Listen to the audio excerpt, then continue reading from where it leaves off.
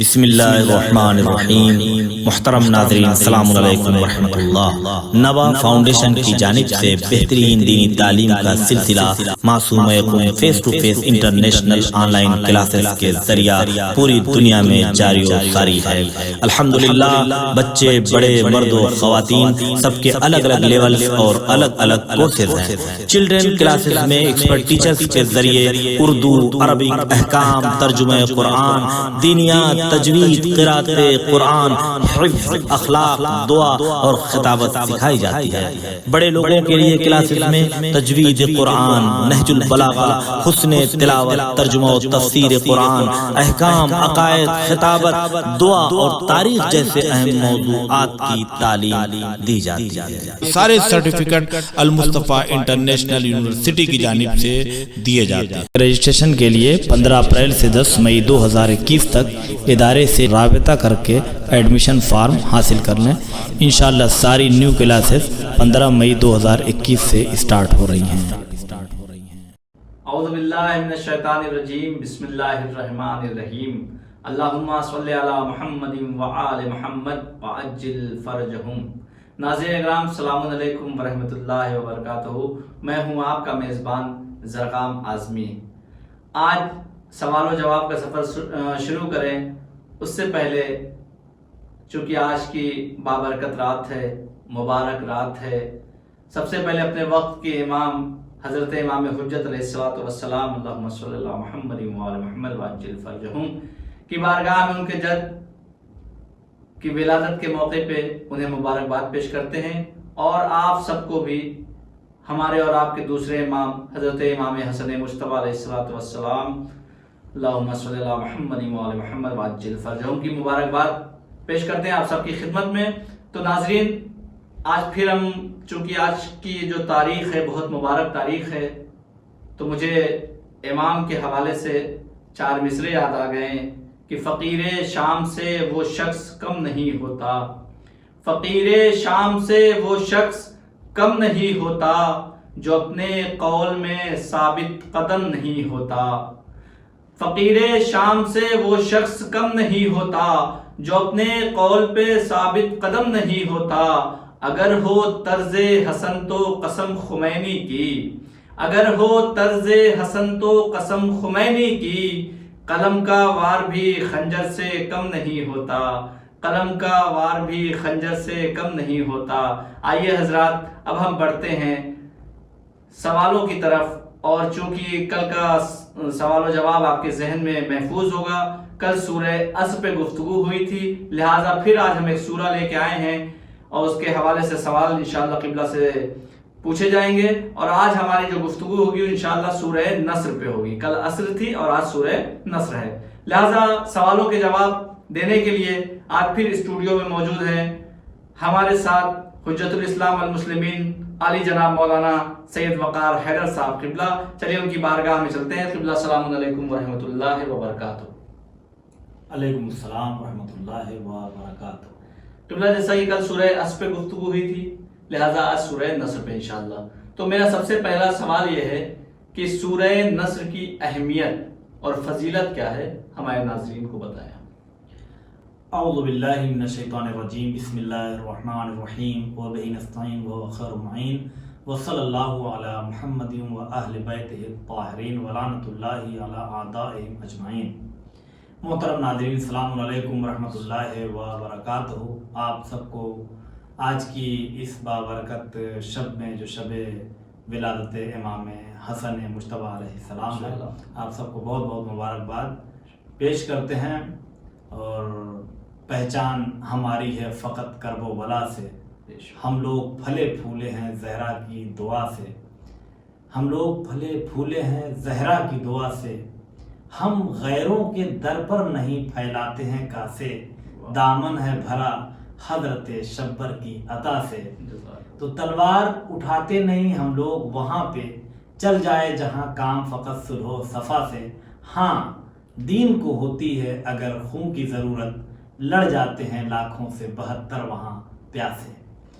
ناظرین، آج ہی کی وہ شب ہے جب گلشن اسلام میں آثار بہار نظر آ رہے تھے، ہر طرف ہریالی نظر آ رہی تھی، ہرا رنگ دوہرا ہوا لالے پر لالی چھائی، پھول خوشی سے پھول گئے، خار ذلیل و خار ہوئے، شبنم سے شبنم ہوئی، پتوں کے مسلے کھل گئے، کلیوں نے رکوع سے سر اٹھایا، پھولوں نے دعا کے لیے لب کھول دیے، اور اللہ نے بھی آج رحمت کے جتنے دروازے تھے سب کھول دیے۔ آنے والا کچھ اتنا ہی حسین تھا کہ اس احسن الخالقین نے اس کا نام ہی حسن رکھ دیا۔ امام حسن علیہ السلام کی ولادت باسعادت کی آپ سب کو بہت بہت مبارکباد پیش کرتے ہیں۔ جیسا کہ پہلا سوال سورہ نصر کے اعتبار سے کیا گیا کہ خصوصیت اور فضیلت کیا ہے سورہ اذا جاء نصر اللہ، تو جو سورہ نصر ہے اس کی خصوصیات میں سے ایک بڑی خصوصیت تو یہ ہے کہ جس طرح سے قرآن مجید کا مکمل طور پر نازل ہونے والا پہلا سورہ سورہ حمد ہے، اسی طرح سے مکمل طور پر نازل ہونے والا جو آخری سورہ ہے وہ سورہ نصر ہے۔ یہ ایک اس کی امتیازی خصوصیات ہے۔ بہت اختلافات بھی اس میں، لیکن اکثر نے جو چیز بیان کیا وہ میں نے پیش کیا ہے۔ دوسری چیز یہ ہے کہ جب یہ سورہ نازل ہوا تو جناب عباس نے جب اس سورے کے لحن کو دیکھا، چچا جو تھے جناب عباس رسول خدا صلی اللہ علیہ وسلم کے مفسر قرآن اور قرآن فہمی بھی تھی ان کے پاس، تو انہوں نے کہا کہ اے لال اے پیغمبر، میں اس میں یہ دیکھ رہا ہوں اس سورہ میں کہ جیسے آپ کی رحلت کا وقت قریب آ رہا ہے۔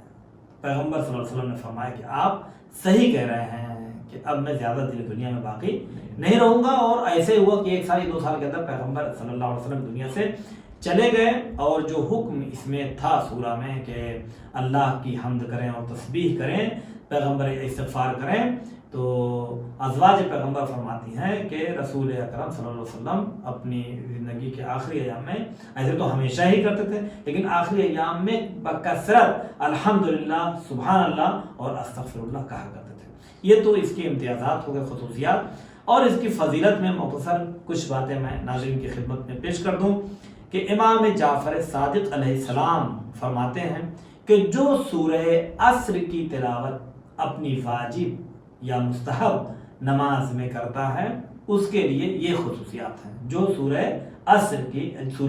نصر کی تلاوت، یہ جو اذا جاء نصر اللہ آ رہی ہے، جو بھی سورہ نصر کی تلاوت کرتا ہے اپنے واجب یا مستحب نماز میں، خدا اس کو تمام دشمنوں پر غلبہ عطا کرتا ہے۔ چونکہ سورہ نصر ہی اللہ کی مدد کی گفتگو اس کے اندر ہے، تو اللہ اس کے دشمنوں پر غلبہ عطا کرتا ہے، مدد کرتا ہے۔ اور جب قیامت کے دن اس کو اٹھایا جائے گا، جب قیامت کے دن اسے اٹھایا جائے گا قبر سے، تو قبر میں اس کے ساتھ ساتھ ایک کتاب بھی برآمد ہوگی جو گویا کتاب ہوگی، یعنی بولتی ہوئی کتاب ہوگی، اور اس کے اندر عذاب جہنم اور آتش جہنم سے اس کے لیے امان نامہ ہوگا، امان ہوگی اس کے اندر، یعنی اسے براءت، یعنی جدا کیا گیا جہنم کی آگ سے۔ تیسری چیز جو ہے سورہ نصر کی تلاوت کرنے والے کے لیے امام فرماتے ہیں ایسی بھلائی اور ایسی خوبی اور ایسا خیر ہے اس کے لیے کہ جس چیز کو نہ کسی نے سوچا ہوگا نہ کسی نے دیکھا ہوگا، اللہ ایسی بھلائی اور ایسا خیر اسے نصیب کرے گا۔ ثواب الاعمال صفحہ نمبر 127 اس کتاب میں یہ بات موجود ہے۔ اس کے بعد نبی کریم صلی اللہ علیہ وآلہ وسلم فرماتے ہیں کہ جو سورہ نصر کی تلاوت کرے گا، جو سورہ نصر کی تلاوت کرے گا، اس کو ایسا ہی ثواب حاصل ہوگا جیسے فتح مکہ میں کوئی میرے ساتھ جہاد کرتے ہوئے، مثلا جیسے اگر کوئی شہید ہو جاتا تو اس کا جو ثواب ہوتا وہ اسے حاصل ہوگا جو سورہ نصر کی تلاوت کرتا رہے گا۔ یہ تفسیر برہان جلد نمبر 5 اور صفحہ نمبر 783 پر موجود ہے۔ اور ایک آخری حدیث اس سلسلے میں جو سفینۃ البحار میں موجود ہے کہ جو جمعہ کے دن زوال کے وقت یہ سورہ پڑھتا ہے، سورہ نصر کی تلاوت کرتا ہے، اور اس کے بعد وہ دعا مانگتا ہے تو خداوند عالم اس کی دعا کو مستجاب کرتا ہے، اس کی دعا کو قبول کرتا ہے۔ یہ سفینۃ البحار جلد نمبر 8 صفحہ نمبر 479 پر یہ فضیلت اس کی تحریر ہے۔ جزاک اللہ۔ تو ناظرین ہم بڑھتے ہیں اپنے دوسرے سوال کی طرف، اور قبلہ سے آج کا ہمارا دوسرا سوال یہ ہے کہ سورہ نصر کا آسان لفظوں میں ترجمہ بیان فرمائیں۔ سورہ نصر کا ترجمہ یہ ہوگا کہ بسم اللہ الرحمن الرحیم، شروع کرتا ہوں اس اللہ کے نام سے جو بڑا مہربان اور بہت ہی رحم کرنے والا ہے۔ اذا جاء نصر اللہ والفتح، جب خدا کی مدد اور فتح کی منزل آ جائے۔ اذا جاء نصر اللہ والفتح، جب خدا کی مدد اور فتح کی منزل آ جائے۔ وَرَأَيْتَ النَّاسَ يَدْخُلُونَ فِي دِينِ اللَّهِ أَفْوَاجًا، اور آپ دیکھیں گے کہ لوگ دین خدا میں فوج در فوج داخل ہو رہے ہیں۔ دین خدا میں فوج، افواجا، فوج در فوج داخل ہو رہے ہیں، ایمان لا رہے ہیں، اسلام لا رہے ہیں۔ فَسَبِّحْ بِحَمْدِ رَبِّكَ وَاسْتَغْفِرْ إِنَّهُ كَانَ تَوَّابًا۔ تو فَسَبِّحْ بِحَمْدِ رَبِّكَ وَاسْتَغْفِرْ، یعنی تو اپنے پروردگار کی حمد کے ساتھ اس کی تسبیح کریں، یعنی حمد بھی کریں اور اس کی تسبیح بھی کریں، اور اس سے مغفرت طلب کیجیے، اسے توبہ اور استغفار کیجیے۔ إِنَّهُ كَانَ تَوَّابًا، بے شک وہ بڑا توبہ قبول کرنے والا ہے۔ جزاک اللہ۔ تو ناظرین ہم بڑھتے ہیں اپنے تیسرے سوال کی طرف، اور قبلہ چونکہ اسلام میں بہت ساری فتح ہوئی ہے، اسلام کو خیبر، خندق، احد، حنین، بہت ساری جنگیں ہوئی ہیں، اس میں فتح حاصل ہوئی ہے، لہٰذا اس سورے میں جو والفتح کہا گیا ہے اس سے کیا مراد ہے؟ جزاک اللہ، بہت ہی اچھا سوال ہے یہ آپ کا، اور یقیناً اس سے اسلام کی ایک حقیقت بھی سمجھ کر سامنے آتی ہے، سمجھ میں آتی ہے۔ آج جو اسلام کو بدنام کیا جا رہا ہے کہ یہ قتل و غارت کا دین ہے، خوریزی کا دین ہے، تلوار کا دین ہے، نہ انہوں نے لفظ اسلام کو سمجھا ہے اور نہ معنی اسلام کو سمجھا ہے، چونکہ خود لفظ اسلام ہی تسلیم سے ہے، سلامتی سے ہے۔ اسلام کا نعرہ یہی ہے کہ جب آپ کسی سے ملیں، ملاقات ہوتی ہے، تو اسلام میں بات نہ کرو ایسے شخص سے جو بغیر سلام کے کلام کرے، بنا سلام کے کسی سے کلام۔ سلام کیا یعنی سلامتی۔ اسلام ہی وہ مذہب ہے جو دن رات اپنے تمام ملنے جلنے والوں کو سلامتی کی دعا دینے کی تاکید کرتا ہے، سب آپ ایک دوسرے کو سلام کریں، سلامتی کریں۔ یہی ایک مسئلہ ہے، لوگ جو قرآن پر اتنا ایسے نازیبا الفاظ کا استعمال کرتے ہیں کہ جس سے انسان کا دین بھی خطرے میں پڑ جاتا ہے اور ایمان بھی خطرے میں پڑ جاتا ہے، اور لوگ غور نہیں کرتے دنیا والے کہ قرآن کریم میں ان جنگوں کو فتح سے تعبیر کرنا چاہیے تھا جس میں دشمنوں کی گردنیں اڑائی گئی ہیں، تو جس میں جتنی گردن اڑی تھی دشمنوں کی اتنی بڑی فتح بیان کرنا چاہیے تھا۔ لیکن پوری قرآن مجید کی آیات دیکھ لیں، جتنی بھی جنگ ہوئی ہے ہر جنگ میں اسلام کو فتح بھی ملی ہے، فتح بھی ہر جنگ میں اسلام کو ملی ہے، ظاہری بھی اسلام کو فتح ملی ہے، باطنی بھی فتح ملی، ہر فتح اسلام کو نصیب ہوئی ہے۔ لیکن قرآن کریم نے کسی بھی فتح کو اپنی آیات میں لفظ فتح کے ذریعے سے یاد نہیں کیا۔ قرآن میں دو ہی جگہ دو چیزوں کو فتح کہا گیا، ایک جگہ گیا فتحا مبینہ، انا فتحنا لک فتحا مبینہ، ہم نے آپ کو عظیم فتح نصیب کیا ہے، بڑی فتح نصیب کیا ہے۔ تو وہ بڑی فتح کیا تھی؟ وہ بڑی فتح ایسا نہیں تھا کہ وہ جنگ خیبر تھی یا جنگ خندق تھی یا کوئی اور جنگ تھی۔ عظیم فتح صلح حدیبیہ کو، اللہ صلح حدیبیہ کو سب سے فتح مبین قرار دے رہا ہے، یعنی جب آپس میں جہاں جنگ و جدال نہیں ہوئی، جہاں صلح ہو گئی، جہاں کوئی خونریزی نہیں ہوئی، ہر طرف جب سلامتی ہی سلامتی نظر آئی، تو اسلام کا جو مقصد تھا وہ پورا ہوا، اور اسلام نے کہا کہ یہ ہم نے آپ کو فتح مبین۔ اسلام جنگ کرتا نہیں ہے، جب جنگ مسلط کی جاتی ہے تو اسلام اپنے دفاع کا حکم دیتا ہے کہ اپنا بچاؤ کرے تو اپنا بچاؤ. تو اسلام میں تو جنگ ہوئی نہیں. ایک طرف دیکھا جائے اسلام نے کوئی جنگ کیا ہی نہیں ہے. اسلام نے صرف اپنا بچاؤ کیا ہے. اور یہ فطرت انسان فطرت بشر ہے. ایسا تھوڑی کوئی آپ کو مارے گا کہ آپ اپنے ہاتھ پیر نہ اٹھائیں گے, اپنا بچاؤ نہیں کریں گے. اپنا بچاؤ کرنے کا حکم ہے اور ہر انسان اپنا بچاؤ کرتا ہے. تو جب جب اسلام پر حملہ ہوا اسلام نے اپنا بچاؤ کیا ہے. اسلام نے کہیں جا کر حملہ نہیں کیا ہے. یہ اسلام کی ایک بہترین تاریخ ہے. تو اب یہ رہی بات کہ فتح سے مراد یہاں پر کیا ہے. تو میں ناظرین کو پہلے ایک چھوٹا سا اس کا شارٹ آنسر دے دوں تاکہ پریشان نہ ہو ہمارے یہ بہترین اسٹوڈنٹس. اللہ انہیں سلامت رکھے اور تمام خوشیاں نصیب فرمائے. کہ اس فتح سے مراد جو اللہ کہہ رہا ہے کہ اذا جاء نصر اللہ والفتح, جب اللہ کی مدد اور اس کی فتح کی منزل آ گئی. تو فتح سے مراد یہاں پہ فتح مکہ ہے. فتح مکہ ہے. چونکہ جو مکہ فتح ہوا ہے تو کتنی مرتبہ ہوا بنی ہے جنگ کی, کتنی مرتبہ ہوا بنی جنگ کی. کسی بھی جنگ سے مکہ کو فتح نہیں کیا گیا. اور یہ لگ رہا تھا کہ ایک بہت بڑا معرکہ ہو جائے گا اور بہت بڑا قتل و غارت کا میدان سج جائے گا. چونکہ آج نبی اپنے پورے پاور کے ساتھ مکہ میں آ رہے ہیں اور مکہ والوں کا پاور بالکل شارٹ ہو چکا ہے. 0 پوائنٹ پہ یہ جا چکے ہیں. کوئی پاور کسی میں کوئی دم خم بچا نہیں ہے. سب بالکل بھیگی بلی کی طرح سے نظر آ رہے تھے. اور ایسے عالم میں قرآن مجید نے کسی جگہ پر فتح نہیں کہا, لیکن وہاں پر جہاں پہ پورا موسم یہ بنا ہوا تھا کہ اگر جنگ ہوگی تو زبردست اسلام کو کامیابی بھی ملے گی, لیکن اگر جنگ ہو جاتی اور تلوار چلتی اور اتنے لوگ مرتے اور قتل ہوتے تو شاید اللہ اس کو فتح نہ کہتا.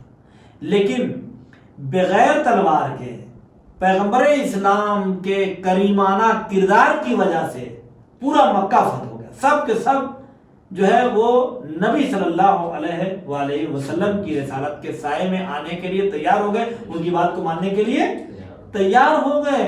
تو اللہ نے کہا کہ یہ کیا ہے, یہ فتح ہے. فتح یہ اسلام سلامتی ہے. جہاں زیادہ سلامتی ہے وہاں پہ اسلام اسے فتح سمجھتا ہے.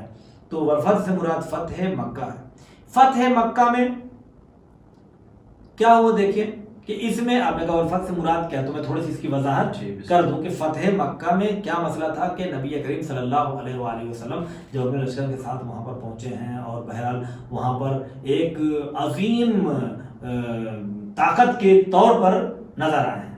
تو میں نے کہا وہاں والوں کی ہوا خراب تھی. نبی کریم نے پوچھا کہ آج تم لوگ مجھ سے کیا امید رکھتے ہو. دیکھیے یعنی کیا کریمانہ پیغمبر صلی اللہ علیہ وآلہ وسلم کا انداز. پوچھتے ہیں کہ تم لوگ کو مجھ سے کیا امید ہے.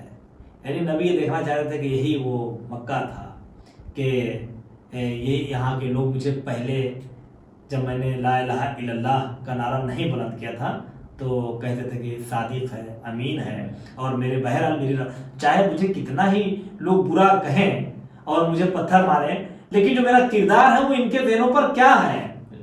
تو نبی کریم نے جب پوچھا تو ان لوگوں نے کہا کہ آپ ہمارے ساتھ وہی کریں گے جو آپ کے آباء و اجداد ہمارے آباء و اجداد کے ساتھ کرتے رہے ہیں, اور آپ سے سوائے کرم اور رحمت کے ہمیں کسی اور چیز کی امید نہیں ہے.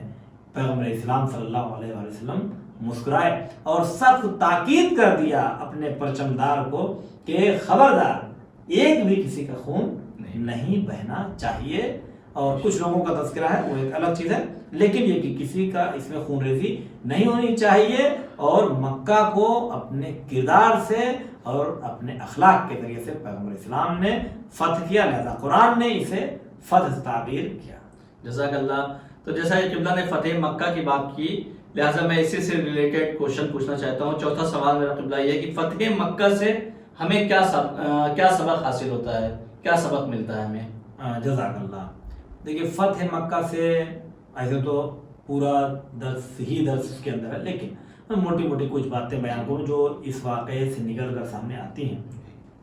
سب سے پہلی بات تو یہ ہے کہ اگر دشمن پر قابو حاصل ہو جائے تو عفو و درگزر کرنا انہیں معاف کرنا، ایک سبق تو یہی ملتا ہے، جبکہ وہ نادم بھی ہو رہا ہے، مثلا نادم بھی ہے اور اب اسے لگ رہا ہے کہ آج ان کے ہاتھ میں غلبہ آ چکا ہے اور ہمارے پاس اب ہماری کوئی طاقت موجود نہیں ہے، اور سمجھ رہا ہے کہ اب یہ جو چاہے وہ کر سکتے ہیں، تو ایسے میں اسلام کہتا ہے اگر تم کچھ نہ کرو تو بہت اچھا ہے، عفو درگزر سب سے بہتر۔ اس لیے مولا علی علیہ السلام نجم البلاغہ میں بھی فرماتے ہیں کہ اپنی قدرت کا شکر، یعنی دشمن پر غلبہ پانے کا شکر کیسے ادا کریں؟ عفو درگزر سے، معاف کر کے۔ کیوں؟ اسی پس یہ بات ہو گئی، پہلا درس جو ملتا ہے وہ یہ ملتا ہے کہ دشمن پر غالب آنے کے بعد بھی اسے معاف کر دینا۔ اسی فتح مکہ کے وقت نبی کریم نے سعد ابن عباد کو پرچم دیا تھا، اسلام کو پرچم کئی لوگوں کو دیا تھا، پرچم دیا کہ جائیے آپ، لیکن خبردار ہوشیار رہے گا۔ یہ جب آگے بڑھے تو کیا کہتے ہیں، جوش زیادہ آ جاتا ہے، تو آج جو اپنی طاقت دیکھی، جو کہ بہت ستایا ہے، دیکھیں مطلب کفار نے کسی بھی طرح سے مسلمانوں کو چین لینے نہیں دیا، کفار مکہ نے، یعنی اتنا ہی پریشان کیا کہ نبی کریم صلی اللہ علیہ وسلم نے مکہ چھوڑ کے ہجرت کر کے چلے گئے، تو آپ سوچیے کیا کیا ہوگا ان لوگوں نے، چین سے نہیں رہنے دیا۔ تو یہ جو پرچم لے کے آگے بڑھے تو دشمنوں کو دیکھ کے کہہ رہے تھے کہ الیوم یوم الملحمہ، انہیں تھوڑا سا اپنے اس میں لے رہے تھے کہ الیوم یوم الملحمہ، کہ آج بدلہ لینے کا دن ہے، آج انتقام لینے کا دن ہے، آج دشمن سے انتقام لینے کا دن ہے۔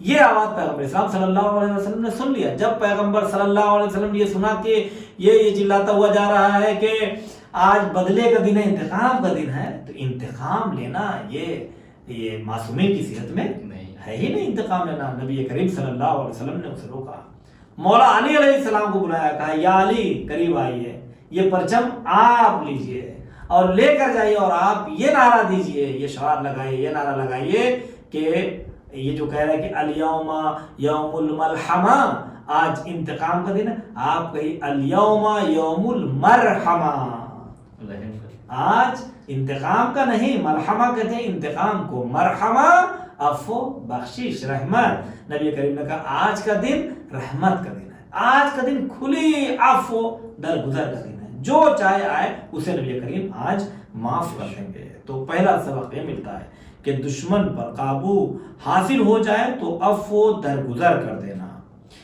دوسری چیز یہ ہے کہ میں نے کہا پرانی باتوں کا تانا دے کر کسی کے دل کو رنجیدہ نہ کرنا جب کہ وہ کمزور ہو چکا ہو، خاص طور پر۔ اور تیسری چیز یہ ہے کہ ہم لوگ تھوڑی سی مصیبتوں پریشانی میں بہت زیادہ گھبرا جاتے ہیں، پریشان ہو جاتے ہیں۔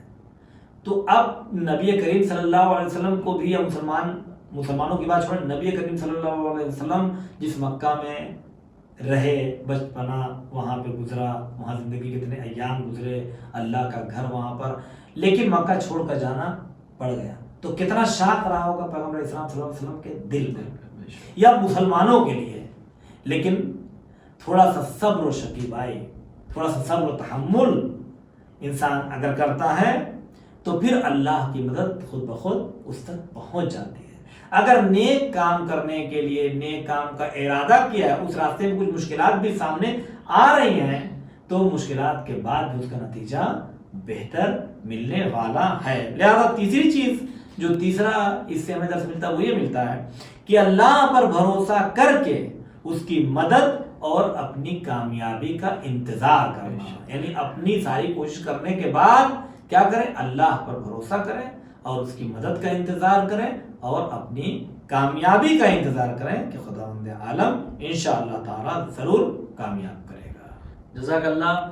تو ناظرین ہم بڑھتے ہیں پانچویں اور آخری سوال کی طرف، اور قبلہ سے ہمارا آج کا پانچواں سوال یہ ہے کہ اللہ نبی کو استغفار یا توبہ کرنے کا حکم اس سورے میں کیوں دے رہا ہے، اس کی کیا وجوہات ہیں؟ جزاک اللہ، بہت خوب۔ اور یقیناً یہ پانچواں سوال یعنی ہمارے پورے سلسلے دروس کا آخری سوال ہے، اور یہ سوال جو آپ نے کیا ہے یہ بہت اہم سوال ہے۔ بہت سے لوگوں کے دل میں یہ سوال ذہن میں آتا ہے اور ہے بھی کہ آخر نبی تو معصوم ہوتے ہیں، معصوم ہوتا ہے، تو پھر وہ توبہ اور استغفار کیوں کرتا ہے؟ یا اسی آیت میں اللہ اپنے حبیب کو کرے وَاسْتَغْفِرْ، آپ استغفار کریں اپنے رب کا، اور وہ کہہ بھی رہا کہ نوکانا توابا، وہ توبہ کو بہت قبول کرنے والا ہے۔ تو سوال یہ ہے کہ اللہ اپنے نبی کو یا معصوم کو استغفار کا حکم کیوں دے رہا ہے؟ اب یہاں پر تھوڑی سی توجہ کی ضرورت ہے کہ معصوم اگر یا نبی کریم صلی اللہ علیہ وسلم اگر استغفار کرتے ہیں تو استغفار کیوں کرتے ہیں؟ اس کی کچھ وجہیں ہیں، صحیح؟ وہ وجہ میں بیان کر رہا ہوں، بڑے کام کی چیز ہے یہ، آپ لوگ اسے نوٹ کر لیجئے گا۔ پہلی وجہ یہ ہے کہ معصومین یا تو امت کے گناہوں کی وجہ سے توبہ اور استغفار کرتے ہیں، کیونکہ معصوم وہ ہوتا ہے جس سے کوئی خطا اور گناہ کبھی نہیں ہو سکتا، گناہ اور خطا اس سے نہیں ہو سکتا، اور خاص طور پر اہل بیت علیہ السلام، محمد و آل محمد علیہ السلام کی ذات وہ ہے کہ جہاں ترک اولا بھی نہیں ہو سکتا، یعنی جو گناہ تک جاتا ہی نہیں ہے، ترک اولا بھی یعنی جو بہتر تھا وہ نہیں ہوا، ایسا نہیں ہے، بلکہ ان کی ذات وہ ہے کہ بہتر سے بھی بہتر انہوں نے کیا ہے۔ تو یہ اگر توبہ اور استغفار کرتے ہیں تو یہ اصل میں توبہ اور استغفار کس کے لیے کرتے ہیں؟ اپنی امت کے لیے کرتے ہیں۔ امت کے گناہوں پہ جب نظر پڑتی ہے تو توبہ اور استغفار کرتے ہیں۔ اور یہ کس طرح سے ہے، کیسے امت کے گناہوں کے لیے توبہ اور استغفار کرتے ہیں؟ دیکھیں اکثر ایسا ہوتا ہوگا، یہ امت نادان ہے اور جو معصومین ہیں وہ عقل کل ہے، ان کی عقل امت کی عقل سے بہت زیادہ قوی اور مضبوط مستحکم ہوتی ہے، وہ زیادہ سمجھتے ہیں چیزوں کو۔ گھر کے بچے میں یا کوئی نادان شخص یا کوئی بھی چھوٹا یا کوئی بھی اگر کوئی غلطی کرتا ہے کسی کے ساتھ اور وہ معافی نہیں مانگ رہا ہے تو جو سمجھدار ہوتا ہے وہ جا کر سامنے والے سے یہ کہتا ہے کہ ان کی طرف سے میں آپ سے معافی مانگ رہا ہوں۔ تو اگر یہ عزت دار شخص ہوتا ہے، عظیم شخص اگر یہ کرتا ہے تو سامنے والا کتنا بھی بڑا ہو کہتا ہے جب انہوں نے کہہ دیا، بزرگ کہہ رہے ہیں تو اب ہمارا کوئی مسئلہ نہیں، آپ نے کہہ، اور اکثر ایسا ہوا ہے کہ کہنے والا اتنا عظیم ہوتا ہے، لوگ کہتے ہیں کہ یہ تو اس لائق نہیں تھا لیکن آپ کے کہنے سے ہم اسے معاف کر دے رہے ہیں۔ تو جو نبی کریم صلی اللہ علیہ وسلم یا انبیاء کرام جو توبہ یا استغفار کرتے ہیں تو اس کی ایک وجہ کیا ہے کہ امت کے گناہوں کی وجہ سے استغفار اور توبہ کرتے ہیں کہ ان سے اس طرح سے خداوند عالم ان کے گناہوں کو معاف کرتے ہیں۔ ایک چیز تو یہ ہو گئی، اور ایسا نہیں، دیکھیں اللہ خود قرآن میں حکم دے رہا ہے اپنے نبی کو، خود حکم دیا اللہ نے۔ ایک آیت میں، کئی آیات تھی لیکن میں صرف یہاں پر ایک آیت اور پیش کروں تو بس، یعنی اسی سے پتہ جب ایک دو بھی آگے تو ہے قرآن میں۔ خداوند عالم سورہ آل عمران کی آیت نمبر 159 159ویں آیت میں فرما رہا ہے کہ فَاعْفُ عَنْهُمْ وَاسْتَغْفِرْ لَهُمْ، انہیں معاف کر دو، وَاسْتَغْفِرْ لَهُمْ، اور ان کے لیے استغفار کرو، ان کے لیے استغفار کرو، اپنے لیے نہیں۔ دیکھیں بہت سی آیات میں نے کہا نا کہ اس کی بھی دلیل ہے کہ امت کے لیے بھی کرتا ہے استغفار کا، وَاسْتَغْفِرْ لَهُمْ، ان کے لیے، امت کے لیے استغفار کرو، امت گنہگاروں کے لیے توبہ اور استغفار کریے۔ تو پہلی وجہ، ایک وجہ یہ ہو سکتی ہے کہ امت کی بخشش کے لیے توبہ اور استغفار کرتے ہیں۔ دوسری وجہ یہ ہے کہ چونکہ خداوند عالم سے اتنی زیادہ قربت اور محبت رکھتے ہیں کہ جب یہ اپنی نیکیوں کو دیکھتے ہیں اور خدا کی بلندی کو دیکھتے ہیں تو انہیں اپنی نیکیاں اللہ کی عظمت کے سامنے بہت چھوٹی نظر آتی ہیں، اور یہ ہو نہیں سکتا کہ اللہ کے حمد و شکر کا جو حق ہے وہ انسان ادا کر سکے، چاہے وہ معصومی ہی کیوں نہ ہو۔ اپنا حق ادا کر سکتا ہے، جتنی اس کی سانسیں ہیں اتنی تسبیح پڑھ سکتا ہے، لیکن جتنا اللہ کا حق ہے وہ ادا ہو ہی نہیں سکتا، چونکہ ہم محدود ہیں اور خدا لامحدود ہے، خدا کی نعمتیں لامحدود ہیں۔ دیکھیے ایک شعر میں بھی ہے، احادیث کے مفہوم میں بھی یہ بات ہے کہ انسان کی ہر سانس کیا ہے؟ ہر سانس اللہ کی ایک نعمت ہے۔ اگر انسان اپنی صرف سانسوں کا شکرانہ ادا کرتے رہے تو دن بھر صرف ہر سانس پر ایک شکران اللہ کہتا ہے. اور یہ کہا گیا کہ جو شکریہ انسان ادا کرتا ہے، اب دیکھیں کیسے ممکن نہیں ہے، یعنی اللہ کا شکر ادا کرنا، اللہ کی حمد کرنا ممکن نہیں ہے. کیوں؟ اس لیے کہ انسان جب کہتا ہے کہ الحمدللہ، اللہ تعریف اللہ کی ہے اور شکر اللہ کا شکر، یہ شکریہ ادا کرنا بھی یہ اللہ کی توفیق ہے. اللہ جسے توفیق شکر ادا دیتا ہے وہی شکریہ ادا کرتا ہے. تو جب جیسے کہا شکر اللہ، تو یعنی یہ اللہ کی دی ہوئی ایک توفیق تھی. تو ایک شکر جو کہا، اس شکر پر پھر ایک شکریہ انسان کے اوپر آ گیا کہ چونکہ ایک نعمت ملی تمہیں توفیق شکر کی، لہذا پھر شکریہ کہا. پھر شکریہ کہا تو یہ بھی اللہ کی ایک نعمت ہے. تو یہ انسان کہتا جائے گا، کبھی یہ نعمت ختم ہونے والی نہیں ہے. تو انبیاء کرام معصومین علیہ السلام جب اللہ کی عظمتوں کو دیکھتے ہیں اور اپنی برائیوں کو نہیں، ان سے کبھی کوئی برائی نہیں، کوئی خطا نہیں، اپنی نیکیاں ہی دیکھتے تھے، اپنی نماز شب ہی دیکھتے تھے، اپنی نماز تسبیح و تحلیل کو دیکھتے تھے، اور اپنے آپ کو مخلوق سمجھ کر اور اسے خالق سمجھ کر کے کہ اس کا حق ادا نہیں ہو سکتا، لہذا توبہ اور استغفار کیا کرتے تھے. تیسری چیز، چونکہ یہ بہت اہم سوال ہے اور کئی لوگوں نے اس کے بارے میں مجھ سے کئی مرتبہ یعنی سوال کیا، حتیٰ کہ مکہ سے بھی ایک صاحب نے یہ سوال کیا تھا کہ یہ کیسی دعائیں ہیں، سمجھ میں نہیں آتا کہ اہل بیت علیہ السلام کیا فرماتے ہیں، پروردگار میرا یہ گناہ بخش دے، پروردگار میرا یہ گناہ بخش دے، پروردگار میرے یہ گناہ بخش دے کہ اگر زمین دیکھے تو پھٹ جائے، مجھے اندر سنبھالے، آسمان دیکھے تو میرے سر پہ گر پڑے، والدین دیکھے تو مجھے گھر سے باہر نکال دیں. تو پہلے والے جملے سے بات حل ہو گئی کہ یہ بھی دیکھنا پڑے گا کہ کس طرح کے گناہوں کی معافی مانگی جا رہی ہے. تو کبھی کبھی جو سردار امت ہوتا ہے، جو معصوم ہوتا ہے، وہ امت کی خطاؤں کی معافی اللہ سے چاہتا ہے. امت کے گناہ ایسے ہیں کہ زمین پھٹ پڑے اور آسمان گر پڑے، ان کی وجہ سے تو زمین اور آسمان باقی ہیں.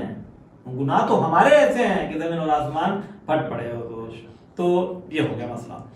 تیسری چیز کیا ہے کہ معصومین علیہ السلام چاہتے ہیں کہ اللہ کی خوب عبادت کریں، چونکہ عشق پروردگار ہے، ہر وقت حضور معبود میں رہنا چاہتے ہیں، وہ اللہ کے محضر میں راز و نیاز کرنا چاہتے ہیں. لیکن جب لوگوں سے انہیں تبلیغ کے لیے جانا ہے، لوگوں کو علم بھی بانٹنا ہے، سب کچھ کرنا ہے، تو جب وہ لوگوں سے ملاقات وغیرہ میں لگے رہتے ہیں اور وقت بہت زیادہ اس میں صرف ہو جاتا ہے اور وہ اسی کام کے لیے بھیجے بھی گئے ہیں، لیکن انہیں جو یہ تشنگی رہ جاتی ہے کہ ہم نے وہ عبادت جو کرنی چاہیے تھی، اللہ کی تسبیح تحلیل اور عبادت، وہ ہماری اس کی وجہ سے چھوٹ گئی، نہیں ہو پا رہی ہیں اتنی زیادہ عبادتیں، تو اس کے لیے توبہ اور استغفار بھی اس کی وجہ سے بھی کرتے تھے.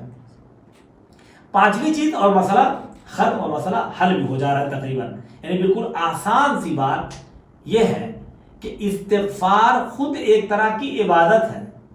استغفار کیا ہے؟ عبادت. خود یہ عبادت ہے. ایسا نہیں ہے کہ استغفار کرنا تبھی ہے جب انسان سے گناہ سرزد ہو. امام جعفر صادق علیہ السلام کا ارشاد ہے، امام فرماتے ہیں کہ خیر الدعاء الاستغفار، سب سے بہترین دعا کیا ہے؟ استغفار ہے. یا اللہ یہ دے دے، یا اللہ وہ دے دے، یا اللہ دے دے وہ دے دے.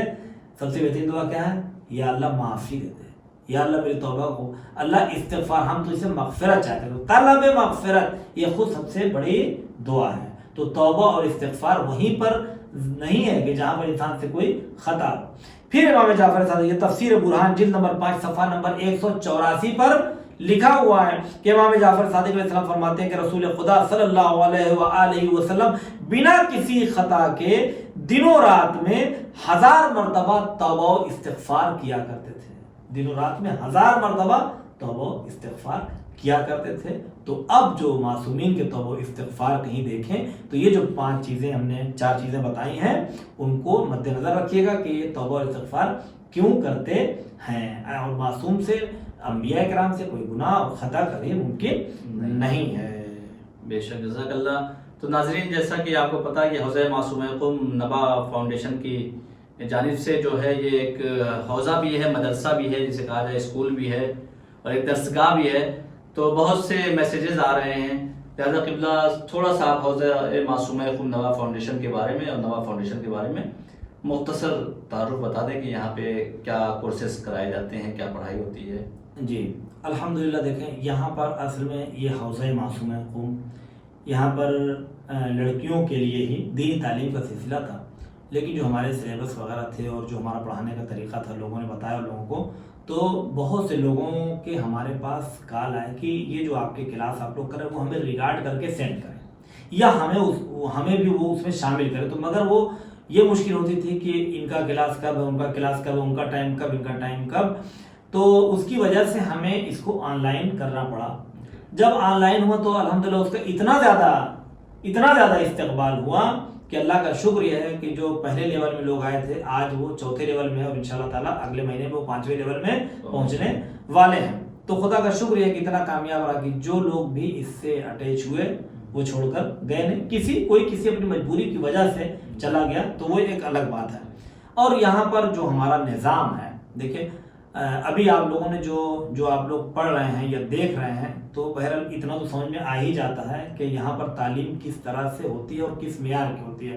کچھ لوگ پوچھتے ہیں کہ آپ لوگ کس کتاب سے پڑھاتے ہیں، تو ہم لوگ ایسا نہیں ہے، مثلا میں نے ابھی آپ کے سامنے تفسیر بیان کیا تو ایسا نہیں ہے کہ میں نے ایک تفسیر اٹھائی اور لے کے چلا یا کوئی بھی ایک تفسیر کی کتاب اور آپ کے سامنے میں نے اس میں سے سورہ نصر یا سورہ عصر یا سورہ حمد کی تفسیر بیان کر دی۔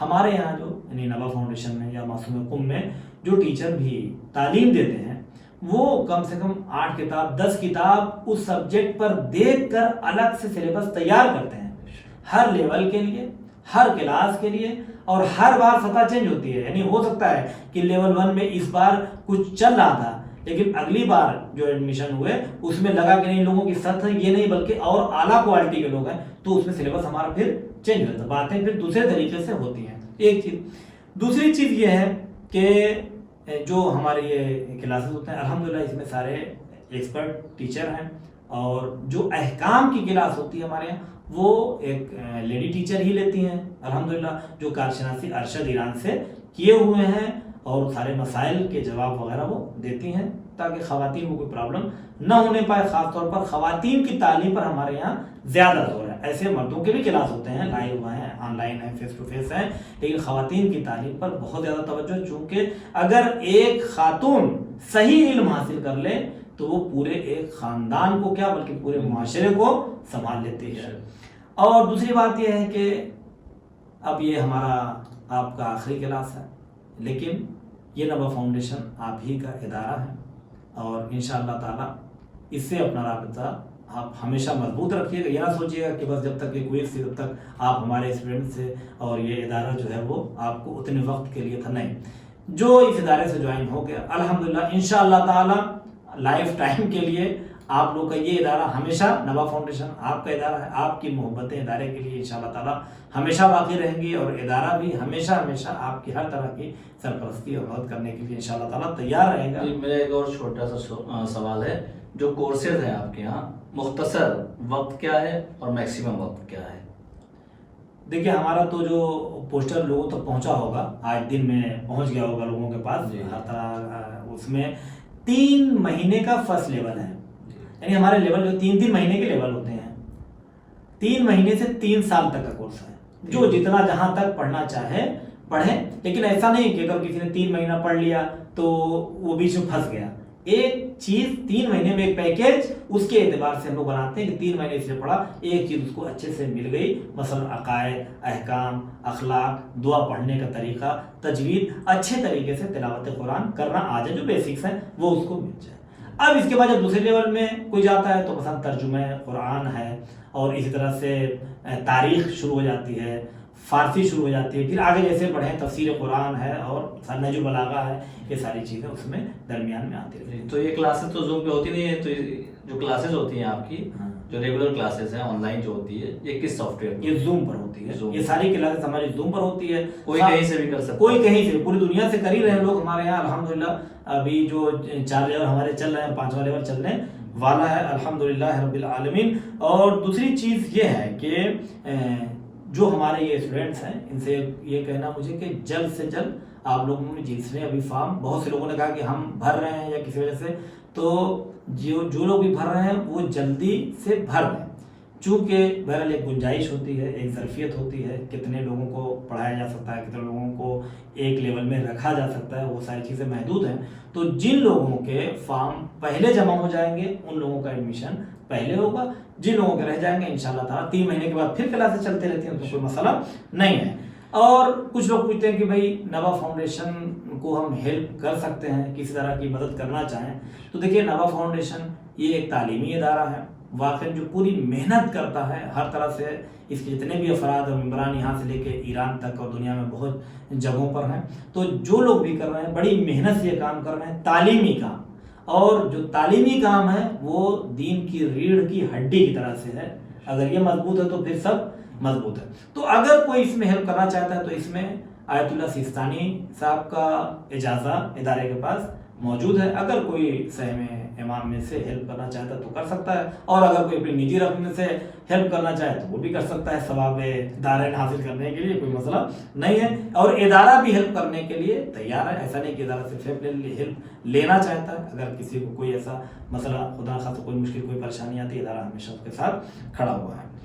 میرا آخری سوال یہ ہے آپ سے اس سلسلے کا کہ جو آپ کورس کراتے ہیں اس کی مارک شیٹ وغیرہ یا آپ کا مدرسہ کس سے اٹیچڈ ہے، کس یونیورسٹی؟ جزاک اللہ. دیکھیے جو ہمارا حوض معصوم قوم ہے، ہم لوگوں نے ایک تعلیمی سیمینار کروایا تھا الکوثر کے نام سے، جس کی کلپ بھی ویڈیو کلپ پڑی ہوئی ہے اس یوٹیوب پہ چینل پر پڑی ہے، کوثر تعلیمی سیمینار، الکوثر تعلیمی سیمینار کے نام سے. تو اس میں جو ایران کے جامعۃ المصطفیٰ العالمیہ کے رئیس ہیں اس وقت دہلی میں، ایران کے ہیں لیکن دہلی میں جو ہیں اس وقت پورے ہندوستان کے مدارس کو دیکھ رہے ہیں، وہ آئے تھے اس میں. اور انہوں نے جب ہم لوگوں کے کام کو دیکھا، چیزوں کو دیکھا، تو انہوں نے خود یہ کہا، اور انہی کے کہنے سے بھی تقریباً یہ چیزیں اسٹارٹ بھی ہوئی ہیں. زیادہ جو ادھر فوکس دیا گیا ہے، انہوں نے کہا آپ اسٹوڈنٹس پر کام کریے، یعنی طلاب پر تو سب لوگ کام کر ہی رہے ہیں، مدرسے تو سب لوگ ہی ہیں، کھلے ہوئے ہیں، تو سب لوگ حوزے کی تعلیم حاصل کر رہے ہیں، لیکن سب کے پاس اتنا ٹائم نہیں ہے پورے حوزے کی تعلیم 7 سال حاصل کر سکیں. آپ ایک شارٹ ٹرم اپنا ایک سلیبس تیار کریے. جو یونیورسٹی کی بچیاں ہیں، کالج کی بچیاں ہیں، یا مثلا چونکہ ہمارے یہاں اکثر جو ڈاکٹرس ہیں اور نرسز وغیرہ یہ لوگ زیادہ تھے شروع میں اسٹارٹنگ میں، تو ان کا جب اس طرح کے لوگ ہیں تو ان کے اس لیے آپ الگ سے کورس تیار کریے اور کم ٹائم میں زیادہ سے زیادہ تعلیم دینے کی کوشش کریے. تو اس لیے ہم لوگوں نے چھوٹے چھوٹے پیکیج بنائے کہ اچھے طریقے سے، مختصر طریقے سے، جیسا کہ اس کا کچھ نظارہ ان کلاسز میں نظر آیا ہوگا کہ 6 دن میں آپ کو عقائد پورا سمیٹ کے دیا گیا، تجوید پوری سمٹ گئی، احکام کی باتیں اس میں سمٹا دی گئی. اس طرح سے تفسیر ایک کلاس میں ایک سورہ کی تفسیر تقریباً، جبکہ 5 سوال صرف کیا ہو سکتا ہے اس کے اندر، لیکن کوشش یہ کی گئی کہ اس کو آپ کے سامنے صاف و شفاف طریقے سے پیش کیا جائے. تو اس لیے آج سے انشاءاللہ تعالی خدا حافظ. اور دوسری چیز جو بہت اہم چیز رہے گی، ناظرین معذرت چاہتے ہیں چونکہ آخری دن ہے، تھوڑی سی گفتگو آپ سے کرنے کا جی چاہ رہا ہے. انشاءاللہ تعالی کل تو چونکہ دعا شب جمعہ ہے اور شب دعا استغفار ہے، تو سب لوگ دعا وغیرہ میں مصروف رہے گا. دعا کمیل بھی یہاں سے انشاءاللہ تعالی ریلی کی جائے گی.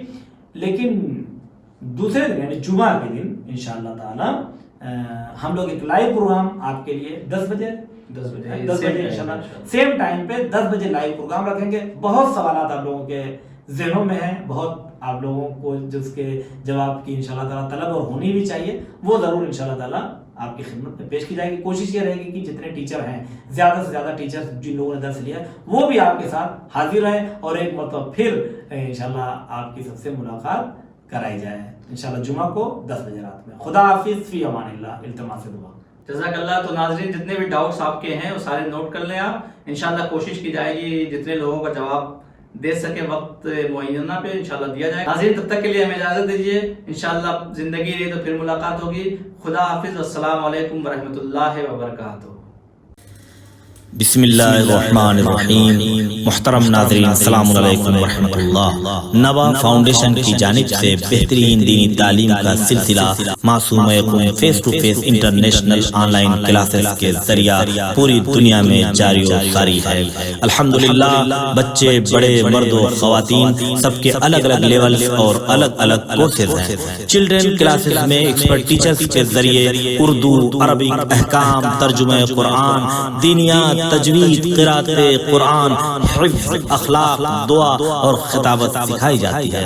بڑے لوگوں کے لیے کلاسز میں تجوید قرآن، نہج البلاغہ، حسن تلاوت، ترجمہ و تفسیر قرآن، احکام، عقائد، خطابت، دعا اور تاریخ جیسے اہم موضوعات کی تعلیم دی جاتی ہے۔ سارے سرٹیفکیٹ المصطفیٰ انٹرنیشنل یونیورسٹی کی جانب سے دیے جاتے ہیں۔ رجسٹریشن کے لیے 15 اپریل سے 10 مئی 2021 تک ادارے سے رابطہ کر کے ایڈمیشن فارم حاصل کر لیں۔ انشاءاللہ ساری نیو کلاسز 15 مئی 2021 سے اسٹارٹ ہو رہی ہیں۔